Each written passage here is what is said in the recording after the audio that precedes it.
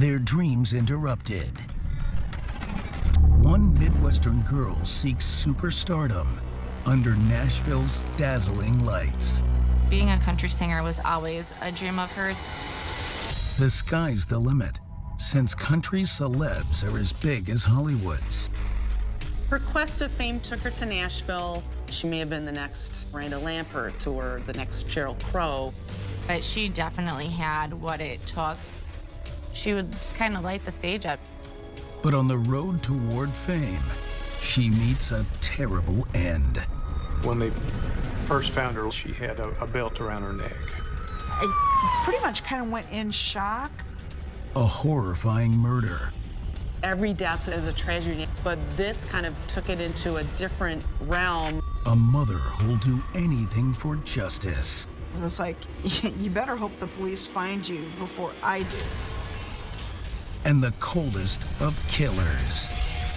He said it's like having a cigarette. Once you've had one, you gotta have another and have that rush. He said the same way with killing people. He robbed all of us of seeing what she could have become. For aspiring stars like Melissa Haferman, sometimes the pursuit of fame kills.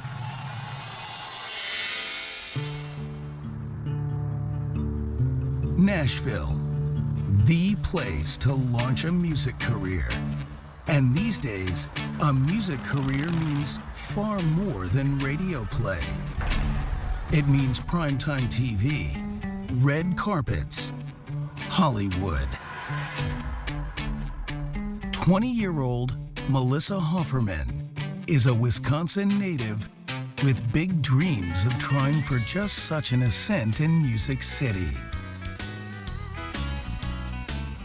He told her mom and dad we're going to. Being a country singer was always a dream of hers. It was just something that she always had in the back of her mind that she wanted to do. She always wanted to go to Nashville because when you think of country singers, you think of Nashville and vice versa. She won't settle for less than fame. Now, having traveled to record in a Nashville studio, she's working on a demo for her debut album. She had driven down with a producer to Nashville together, had recorded this demo. Melissa's CD was Melissa. And then on the bottom of it, it says, won't settle for less. She knows this is just the first step in a long journey. There's much more work to do.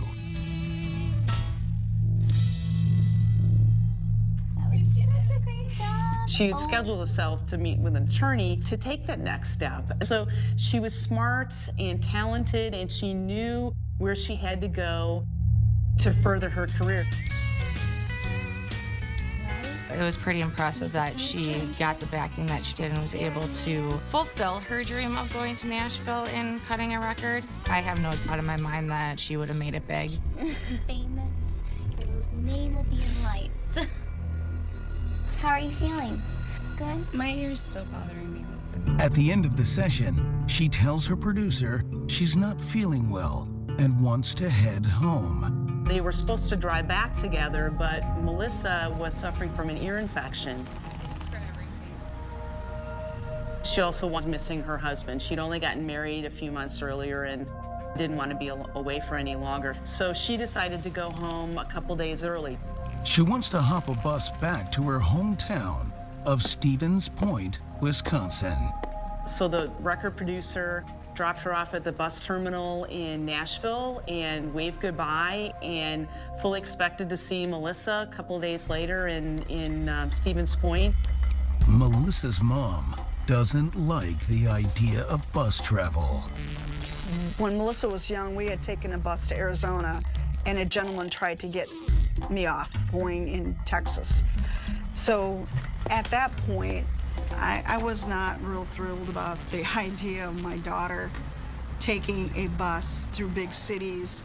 And bless Melissa's heart, she was, like I said, one of the most trusting people I have ever met, and not a candidate to be traveling across the country alone on a bus. So Melissa decides not to make her mom worry and doesn't tell her. I actually had not talked to Melissa at all when she was down because I was in the process of moving and I didn't have a phone that weekend. When the producer calls, Brenda is away from her desk. When I called the studio, they said, I think she had just left, 15, minutes ago. Or I'm like, oh, great. Okay, I said, did you know what they wanted? And they're like, nope, don't have a clue. I had no idea she was coming home. To be honest, I really wasn't worried about when I was gonna hear from Melissa. I figured she was gonna be so busy with recording.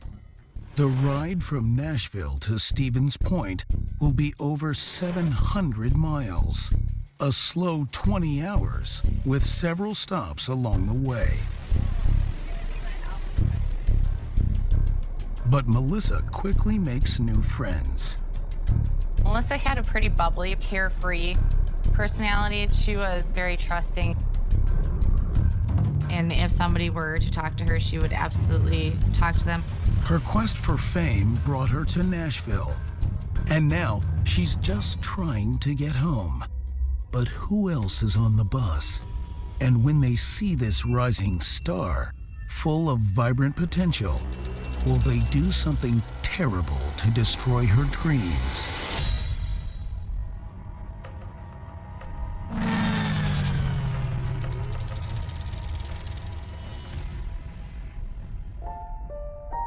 Melissa's journey toward fame began in a very secure place, the town of Stevens Point, Wisconsin. Stevens Point is not a huge place, but it's a fairly thriving municipality. It's very safe. I couldn't even tell you when the last time that they had a homicide there. Melissa had a pretty bubbly, carefree personality. She would talk to anybody. She would help anybody. If she was walking down the street and passed somebody, she would make sure to say hi to them, and she was just that type of person. One look at Melissa and she was definitely all country. It didn't get any countryer than her. Melissa was always into horses, and I don't know where she got it from, but she was always riding. And then we ended up buying her a barrel horse for her to start competing on, and the girl was hooked.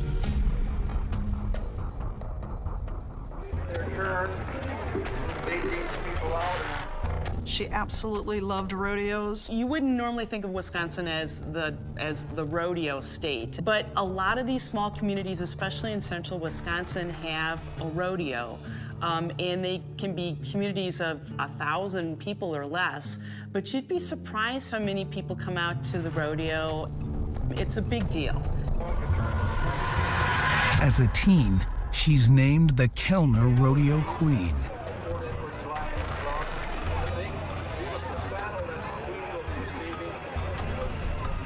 When Melissa was rodeo queen, they had given her a saddle and a belt buckle.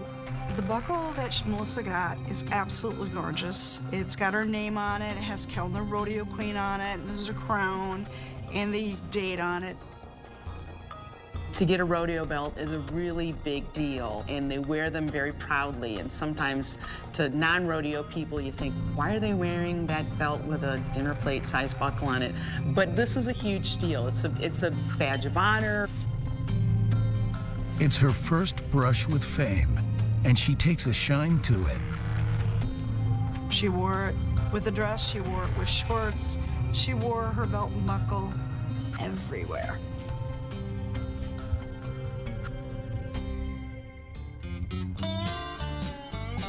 But rodeo isn't her real passion.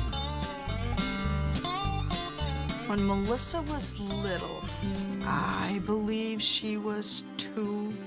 Melissa was singing with a hairbrush and curlers, but then she got her own little microphone that she could turn on the radio and really belt them out. And at 6 o'clock in the morning, she would be belting it out. She emulates country's hottest stars. Martina McBride was one that she really liked. She liked her a lot. She used to sing a lot of the Judd songs, Faith Hill songs, Dolly Parton. She sang everybody's stuff. She tries her hand at televised karaoke competitions. Melissa absolutely loved singing karaoke. Wherever there was karaoke, she would get her parents to take her because that was her opportunity in a small town like Stevens Point to get her voice heard. And she just enjoyed it. There was a bowling alley and they had karaoke one night a week. Her and her parents and me and my parents would meet at the bowling alley and Melissa would be on stage singing. But she definitely had what it took.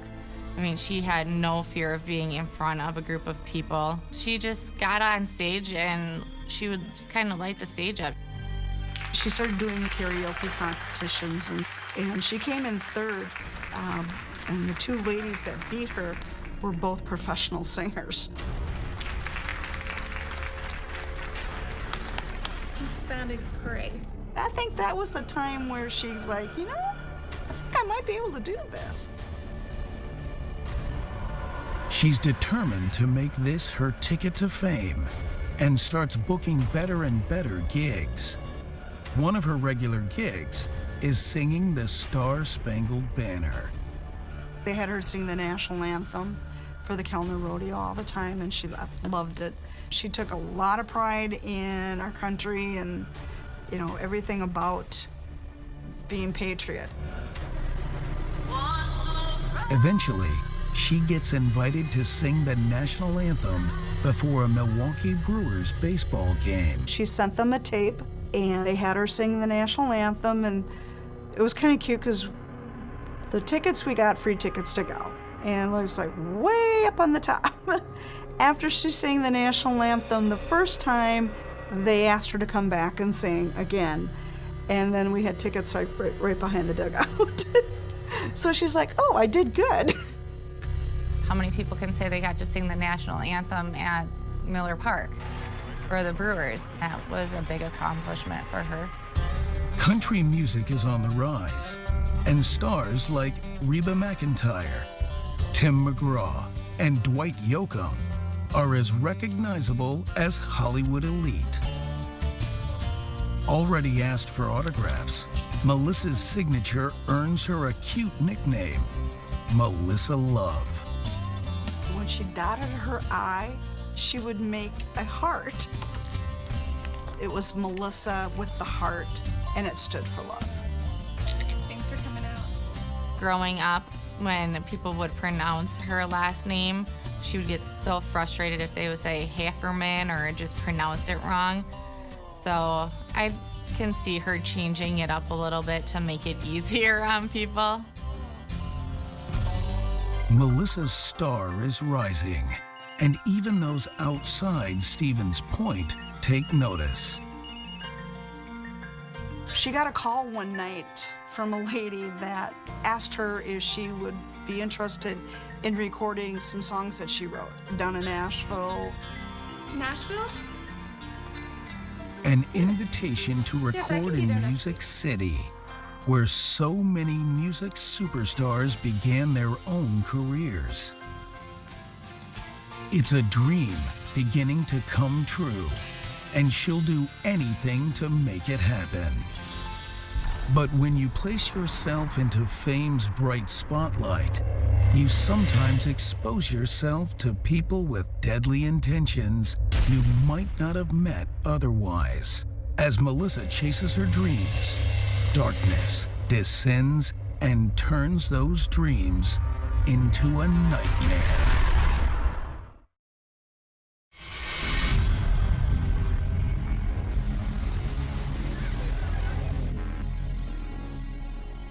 Melissa Haferman is a Wisconsin girl with dreams of making it big. First as a music star in Nashville, and then as a celebrity everywhere. A lot of people have dreams and they don't pursue them, or they don't have the drive to get to where they need to be for their dreams. And there was no holding Melissa back. That's what she wanted to do, and one way or another, she was gonna do it. Her hometown of Stevens Point, Wisconsin, just isn't the place to launch her career. She did what she could singing around here. But she, you know, you could only do so much. It's a smaller town, and it's just, you know, in the center of Wisconsin. It's not in the heart of anything. But her big goal was to be in Nashville and singing. After a producer discovers her doing karaoke, she asks Melissa to come to Nashville to discuss possibly working together. We were ecstatic, especially coming into Nashville. And it's the big buildings and everything, and we're like, oh my God, we're like really here. Hi, Melissa. Hi. How are you? They meet with a producer who thinks Melissa has what it takes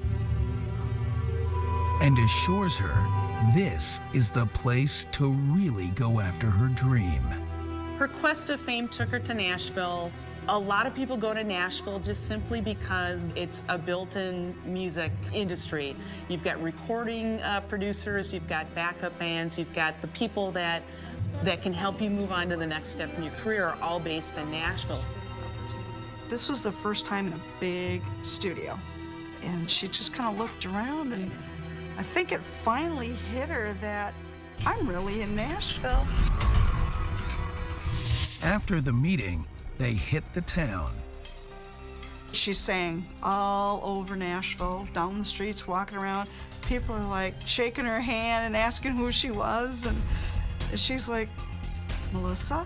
And we're like, Melissa, if they think you're, you know, you are somebody, you're a big singer or whatever. And she goes, oh, really? It was so hilarious, but she got more motivated after that. By August 1999, Melissa and the producer have finalized their deal and plan to record a demo. We had already been in Nashville several times and talking to different people, and then this lady was doing some financial backing, helping Melissa, you know, with the CD and recording her songs. But this time, Brenda can't go. I had just gotten promoted at my job, and I was moving at the same time. And I did not want Melissa to go, but Melissa wanted to, you know, get the songs done and everything, the CD and all that. I wish you could go with me. Something for you. Mom, it's beautiful. Sweetheart, I love you too. Going to Nashville. So I didn't really worry too much about it because I figured she's with them, she's at the recording studio, you know, everything should be fine.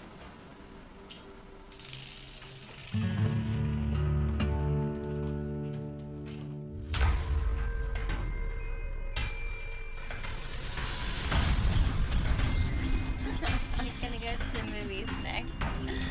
Melissa has left the safety of small-town Wisconsin, but it's so worth it. She works on her debut album at the same studio where music greats like Taylor Swift, Miranda Lambert, and Blake Shelton have recorded hit records. She just had something, a unique quality about her that kind of made her stand out. Her producer said that she had a really good voice, not just for country, but also for pop music as well, too. This CD might have been the first of many for her. She may have been the next, you know, Miranda Lambert or the next Sheryl Crow. It's blue. But after a few days of recording, she's not feeling well. And despite her mother's fears about bus travel, she hops one to go home. Her producer stays behind to finish mixing the tracks. The record producer dropped her off at the bus terminal in Nashville and waved goodbye. The plan was she was staying with them, going to be doing recording. When they were all done with the legal end of it and the CD was where they thought it was, they wanted it, she was riding back to Wisconsin with them. That was what I had agreed to. I did not know anything about them putting her on a bus to come back.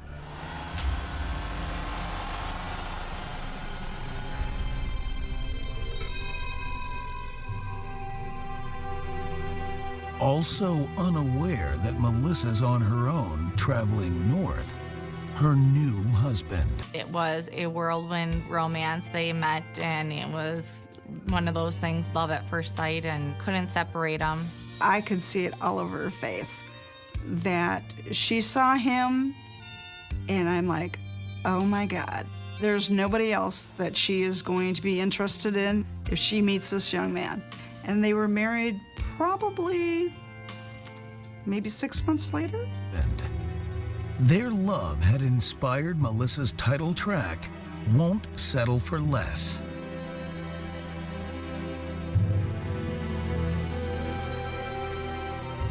Her and Thomas got married. It was at the courthouse, but she wanted to have a wedding reception and get remarried for family and friends. And that was the song she was going to sing to Thomas at the wedding. So that was her first song on the CD.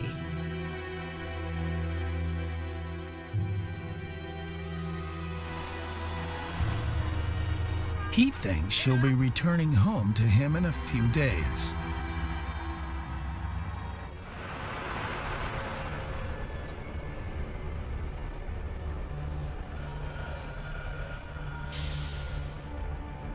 But sadly, Melissa never made it home to Wisconsin. After traveling 175 miles north from Nashville, where her fame was finding its roots, she gets off the bus alone at a stop in Louisville, Kentucky, and never gets back on.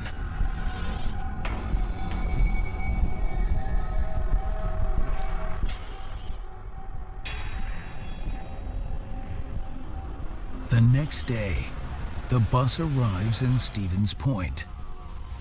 With her husband and mom unaware of the travel, no one realizes Melissa isn't there to claim her luggage. The year this happened, there was no text messaging. Few people had cell phones back then. I mean, nowadays, you would just text something, oh, just got on the bus, I'm supposed to arrive at a certain time, or, you know. But this is back when we were still using payphones, so it was very easy for something like this to happen. Melissa has vanished, and no one knows it, besides Melissa and whoever took her.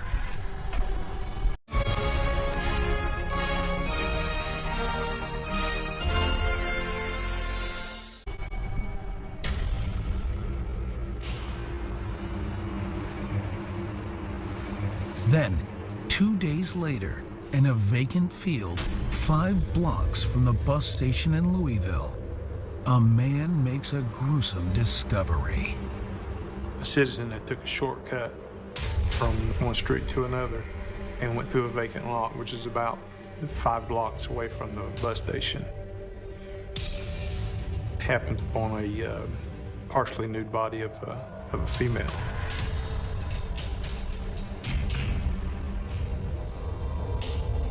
When they first found her laying there, the only thing she had on was a bra, and she had a belt around her neck. The belt had a large rodeo belt buckle.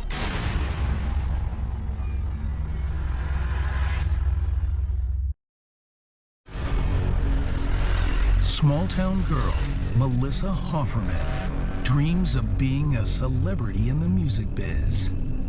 Her dream takes her to Nashville, separating her from her safety net of loved ones and exposing her to danger.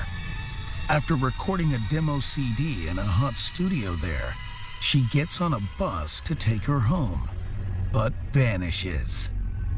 Now, a body has been found in Louisville, Kentucky, one of the stops on Melissa's bus route. Louisville police respond. Some of her clothes was laying scattered beside the body. Her purse was found a few yards away with her ID and other items in it. The ID confirms it's Melissa Haferman.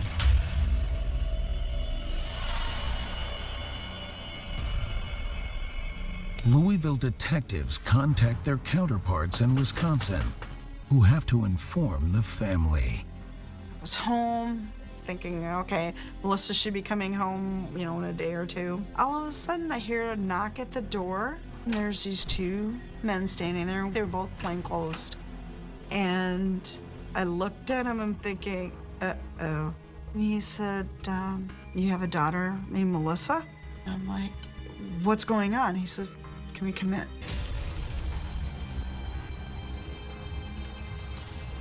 I had this, it's actually her graduation picture up on the wall, and the guy looked over at the picture, and he didn't even have to say anything. It was like, oh my God. I was not prepared for them to say, we got a call from Louisville, and they found a young lady that had your daughter's driver's license. And I'm like, well, she's not in Louisville. She's in Nashville.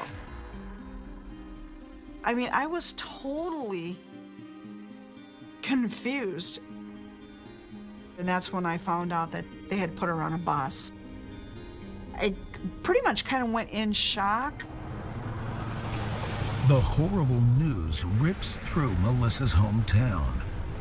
Stevens Point was devastated. They lost one of their own. And not only did they lose one of their own, but it was in such a tragic, heart-wrenching manner. I was in shock because you don't think of something like that happening to anybody that you know. The fact that a local girl actually made it down to Nashville to cut a record and then she never made it home. It was just like something that you would hear about in a big city, not in Stevens Point. I didn't even have a chance to even start to cry because I knew, okay, well, if this happened to her, we need to find out why and who. Detectives do their best to decipher what happened. Looking at the scene with her clothes off, that would have gave some assumption that a sexual assault had occurred. Belt on her neck, that would give a sign that she wasn't shot, she wasn't stabbed. The killer seems brazen. The purse was there, her clothes was there, things tore off her in his throat, nothing taken away, hidden in the dumpster or anything like that. It kind of leads you to believe maybe just don't care. Louisville PD never did recover DNA, hair, fibers, anything like that foreign from Melissa. Nothing like that was found on the scene. And that may seem weird and strange for us to say nowadays when we are so used to seeing police procedurals on TV where they're collecting paint chips or something like that. But every now and then, that just happens. The lack of identifying evidence could mean several things. You can have somebody who is just a killer who's just incredibly lucky that they don't know what they're doing, but they just don't happen to leave anything behind. Or you can have the other end of the spectrum where you've got a serial killer who is so sharp and so smart that they know exactly what they're doing and they know not to leave anything behind.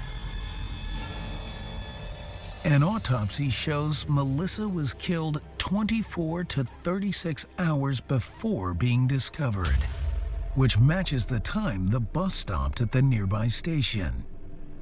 And despite the rodeo belt around her neck, the cause of death is ruled manual asphyxiation. She'd been strangled with somebody using their hands, but then probably her killer used the belt and with the belt buckle to finish off, to make sure that she was dead. The cruel use of the belt is especially poignant. Melissa was very proud of being rodeo queen. So she was very, very proud to still wear the buckle afterwards. Another strange detail, an ice cream wrapper shoved down her throat. My take on that is that whoever had strangled her got desperate that she wasn't all the way expired at the time. Sticking wrapper down her throat, using a belt to finish the job. Detectives keep the detail of the wrapper confidential. That was only knowledge that they had and the killer had. And only the killer would be able to tell exactly that part of information. Because nobody else knew that but the police department. Investigators begin retracing Melissa's last known steps. Her passion for singing brought her to Nashville, but she eventually had to go home. When she gets on the bus in Nashville, she travels up to Louisville. She's only supposed to have a short layover in Louisville. It was approximately 10:30 or so. Bus driver told them that they were going to stop for about an hour to get fuel, and they were going to get back on the bus at that point and go to Chicago. Melissa never got back on. Her rise to fame cruelly stopped just as it was beginning. What made her leave the bus station where it was well lit and there would have been a lot of people because it's in downtown Louisville, to leave that bus station with a stranger and to go someplace? Who was that stranger? Someone on the bus or someone from the terminal? Melissa was a very outgoing, trusting person. I'm not surprised that you may have talked to this guy. Hey. Hi. Because as we know, sometimes murderers do have a lot of charisma.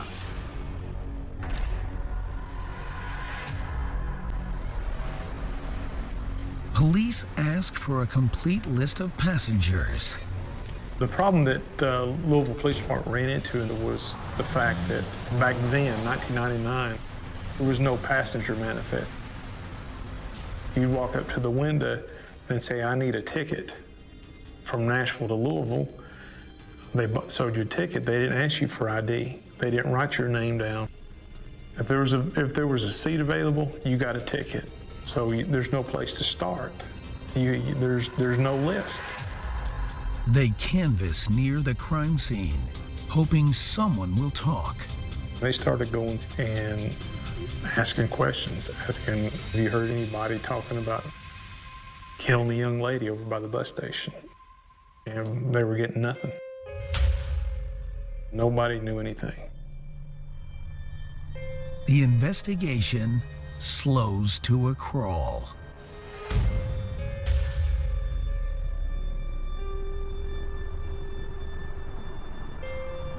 We went down to Nashville to meet with the police because there was a lot of questions. The family also tries to keep the case alive in Nashville by posting about a reward. Actually, a $20,000 reward that a family member on my stepdad's side had put up.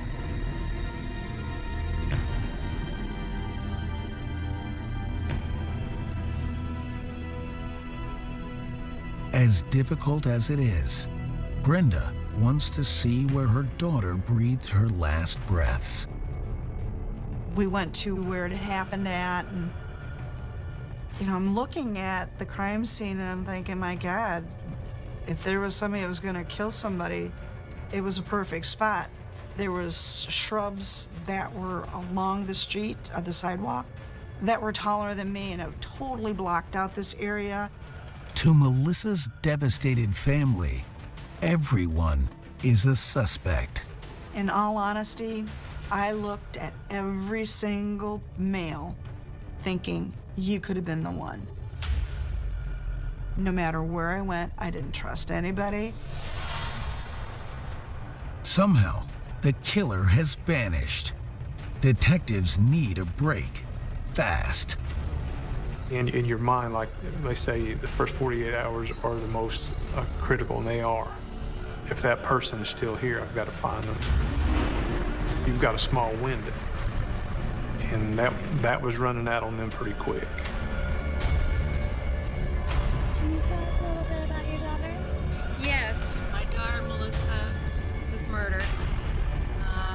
And we are asking people. Hoping to draw the killer out, Brenda taunts him on the local news. I had done a news interview. I had said, you know, I'm here. Basically trying to irritate him or make him mad to come after me, because I figured, you know, hey, you got my daughter, why don't you try the mom too? We're asking people to please give us any information that they can that'll lead us to the person. And I was very cold. I didn't care, because it's like, you better hope the police find you before I do.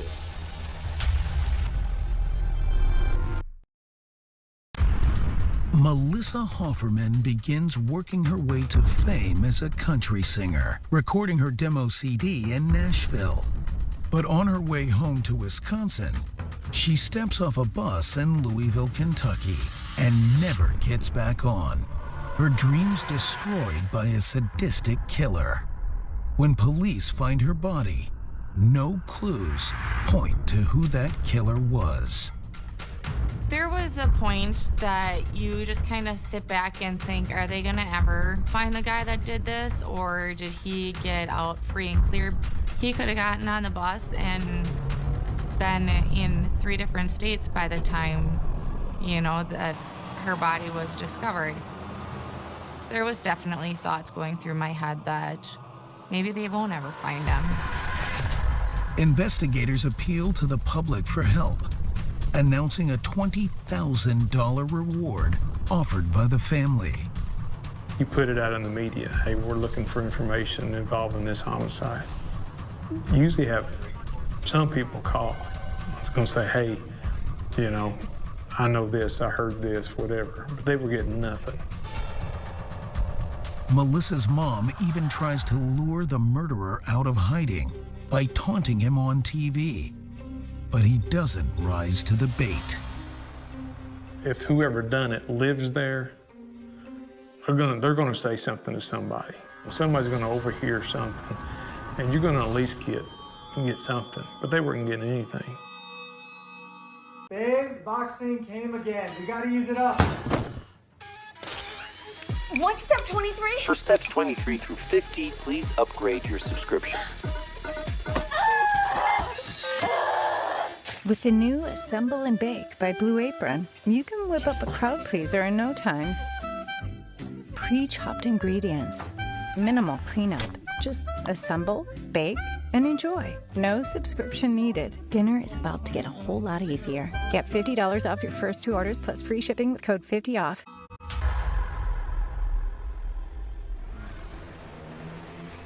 More than a year after Melissa's slaying, Louisville police get their first real lead when a distressed young woman reports an assault.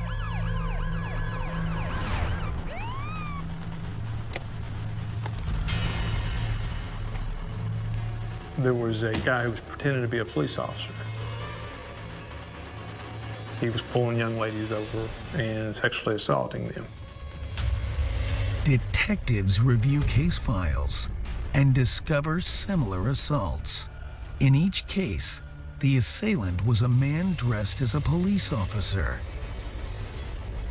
And many of the assaults occurred in downtown Louisville, not far from the bus station. They were able to get him through an undercover operation where they actually caught him in the act of pulling a young lady over. The man's name is Byron Barrows. He's a security guard for several area businesses, including the bus station that was Melissa's final stop. Further investigation revealed that he had actually been working the night, August 18th, 1999, the night of Melissa Haferman's murder. So he automatically becomes suspect. Here he was impersonating a cop and pulling women over and then raping them. And they thought maybe he was the guy who had done this. A man dressed in a uniform would have posed no threat to Melissa. The person that did this, maybe she had trusted him, felt safe enough with him, that she could walk down the street. But when they grill him about Melissa's homicide, he refuses to talk. They had the fact that he was committing sexual assaults, and they had the fact that he was at the bus station. Other than that, they had nothing to tie him to the murder. They had nothing to even prove that he even saw her. Without further evidence, they can't charge him with Melissa's murder. The police department always probably kept him in the back of their mind as being the one who done it, even though they couldn't charge him, because it was their only tangible suspect that they had. They didn't have nobody else. No direct evidence against Barros, no other suspects, no new leads. Everyone starts to believe the killer is not a Louisville local. Nothing, absolutely nothing. So I knew it had to be somebody that she had talked to prior to hitting Louisville. Years slip by heartbreakingly, and the case turns ice cold. 4.5 years I went through, and my 2 boys trying to grow up at the same time, plus trying to deal with, my emotions, not knowing. The not knowing is the worst thing ever. And it wasn't even like the not knowing of what happened, because they obviously knew what had happened to her. They just didn't know who had done it to her.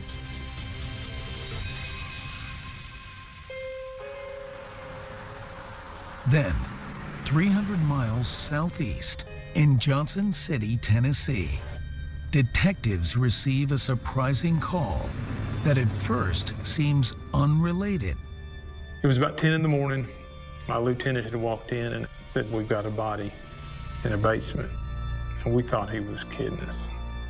He said, "No, we seriously have a body in a basement." Investigators respond to the home and interview the woman who found the body in her basement.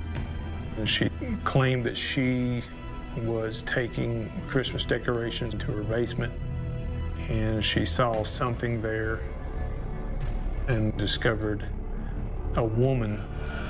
The body is wrapped in plastic and a blanket. The victim is nude, her hands and feet duct taped. Marks around her neck suggest she was strangled.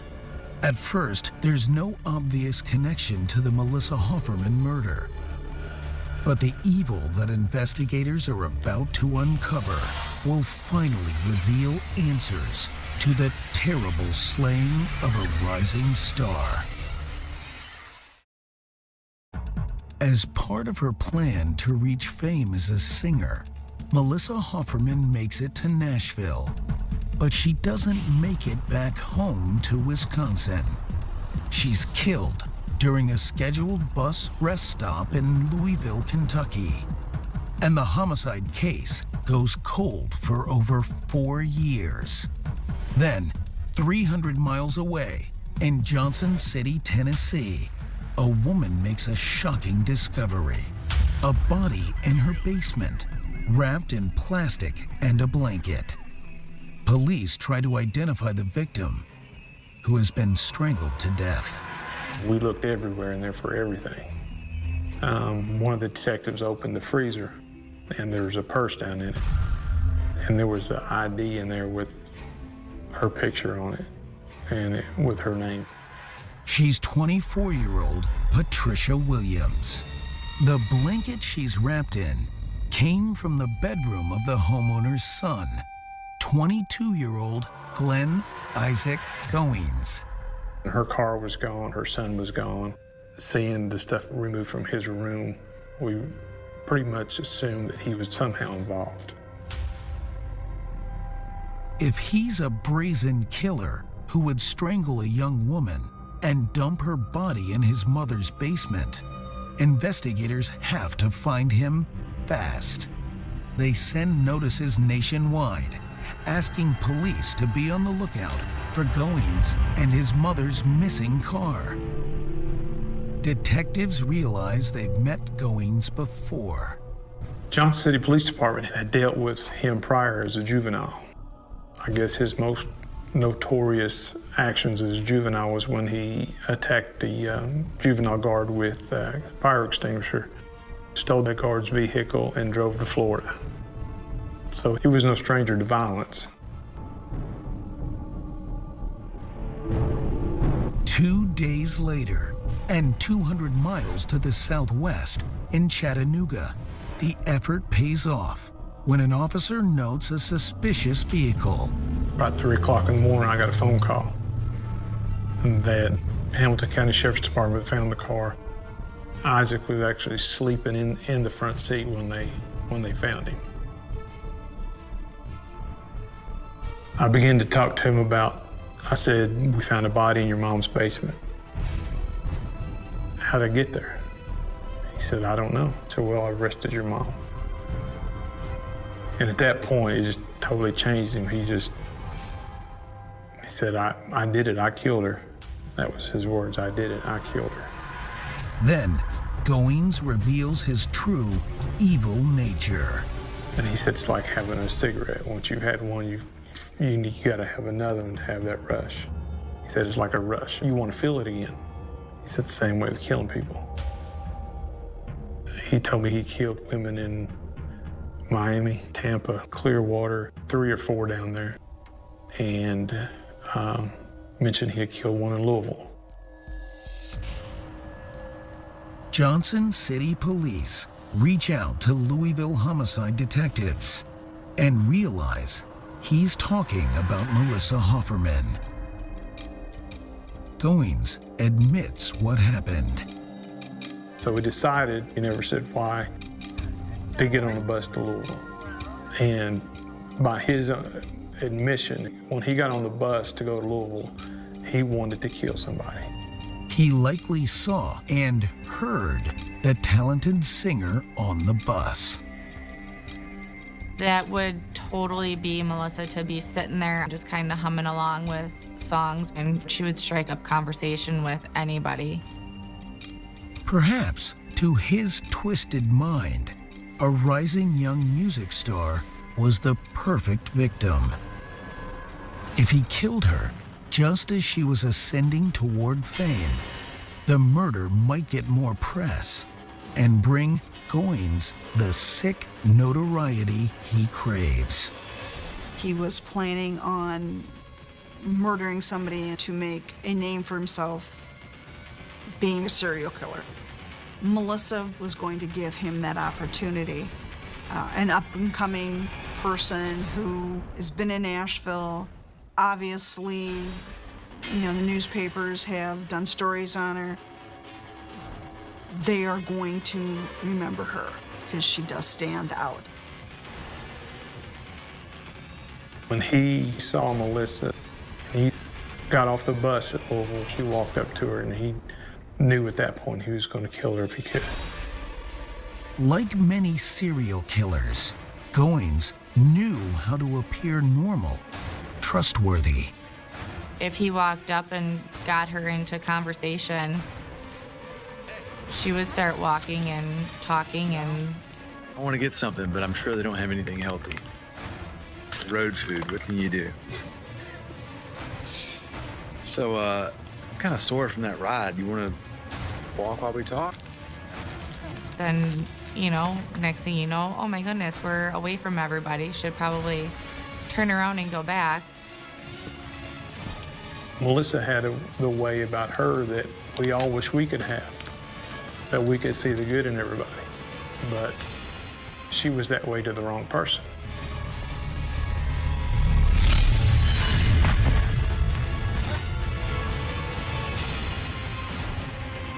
He said, I was afraid she was going to come back alive. So I found a wrapper and stuck it down her throat. That's information we have not released to anybody. So that's our guy. Glenn was never remorseful. He never made one comment at any point that he was sorry about what he'd done. Glenn Isaac Goins is indicted on charges including rape and first-degree murder for the attacks on Patricia Williams and Melissa Haferman. I think Glenn Isaac Goins knew he was going to prison or death penalty. So Goins takes the coward's way out, hanging himself in his jail cell. I had real mixed emotions. Oh, good, he's gone. You know, don't have to ever worry about him again. I was relieved, but yet I wasn't, because I wanted her day in court. I had planned on, she had recorded Martina McBride's Independence Day. I had it on tape, and I was gonna play it in court. So she got her last word, and he wasn't gonna get to take anything more away. That she was gonna get the last word on him. It's like, let the guilty pay. He was a monster. I don't know what made him that way. I don't care what made him that way. All I know is that he took a very beautiful person away from a lot of people who loved her. While Melissa's friends and family remain haunted by the loss, they find some comfort in her music. She's got this CD out there and they can listen to her music. So in that respect, it's a little satisfying to not just focus on the murder, but focus on the person.